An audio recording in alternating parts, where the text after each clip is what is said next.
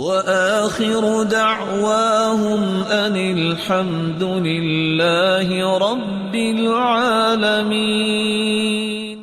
رسول اللہ صلی اللہ علیہ وآلہ وسلم نے تو یہاں تک کہہ دیا، لیس شیء اکرم علی اللہ من الدعاء، اللہ کے نزدیک دعا سے بڑھ کے کوئی عزت والا اور افضلیت والا عمل کوئی نہیں۔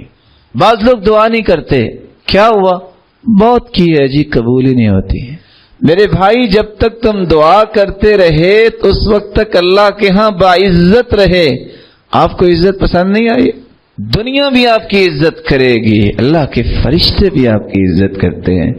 یہ دعا کا اثر نہیں ہے کہ دعا آپ نے شروع کی، اللہ نے آپ کو دنیا سے افضل بنا دیا، اور کیا چاہیے آپ کو؟ یہ دعا کا اثر نہیں ہے۔ دعا کرنا نہ چھوڑیے۔